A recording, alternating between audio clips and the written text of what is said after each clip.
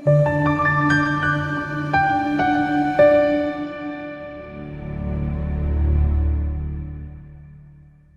la nomunye umfanekiso oqoshiwe wothinta amaphupho.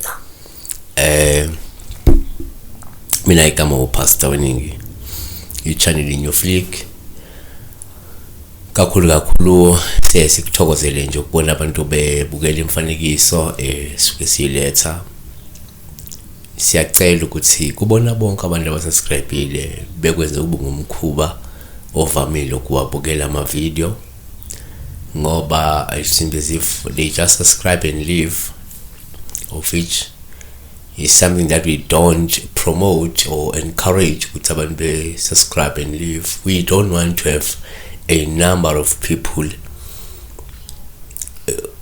subscribe but who don't want watch. You already have at least 1,000 people watching the videos. 500 people watching the videos, then you have thousands and thousands of people who don't want to watch. So siyacela ngaza ukuthi nibukele.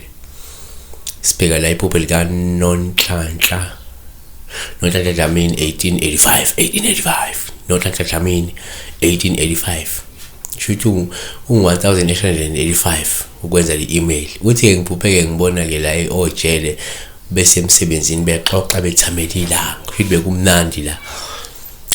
Abantu abafana nojele abantu abaningi ngokwesintu ba regard umuntu owujele umuntu oyijelwada prison warder ubizwa ngojele ngesizulu. So ukuthi ujele uyathathwa njengesidalwa esithile, ngaba isidalwa sasekhaya esithile noma isidalwa esihambisana nezidalwa zasekhaya. Naku singakusho ke ngila amaphupha ujele ukuthi into yokuqala 1 umuphupha ujele kuwuphawu sithatha njengoluhle olungasho ukuthi uma unomngani noma isihlobo esiboshiwe kungenzeka sizokhululwa esikhathini esizayo seduze.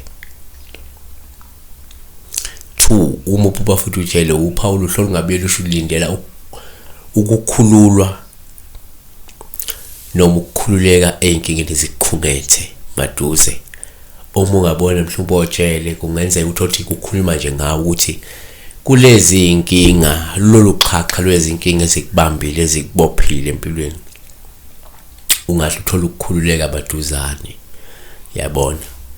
Number 3 kuyenzeka futhi umuphupha ujele kuba uphawu oluhle uma ekukhipha ejele olungasho nje ukuthi uNkulunkulu noma ke ngokwesintu ngaba yidalo zakho ezizongenelela ziphinde zikhulule ebunzimeni obhekele nabo empilweni. Mawukuthi uboshiwe cha futhi kuyosho ukuthi uzophuma vele emaduze. Number 4 asesithi ke mhlawumbe uphupha ujele kuwuphawu luhluma wena ujele, wena uyijelwada, wena uyiprison warder. Lungasho ukuthi usukuzokwazi ukusiza abangani bakho noma umuntu ongumngani wakho. Yabo futhi lo muntu loyo angahlaphuma enkingeni enkulu ngawe. Yayibona?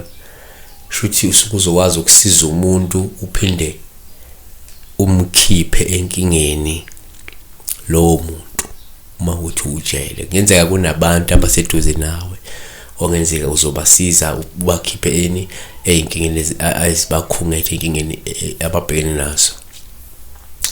Azivale ngokuthi ke kodwa ke kungaba uphawu sithathe njengolubuma ekuvalela ejele noma ekuvalela endaweni ethile ujele, ngoba lokho ngasho ukuthi kungenzeka uyaqapheliswa la ukuthi ungenzeka usubhekana nani nesikhathi esibi nesinzima ngenxa mhlawumbe yokucunula isidalwa sakho. Kwenzeka kunento oyenzile engafanele esezokwenza ukuthi ke manje impilo yakho bese iyeme yabophana iba ndawonye. Yayibona? Siyabonga kakhulu ngaza kwethu nezokufanele nezokubalekile.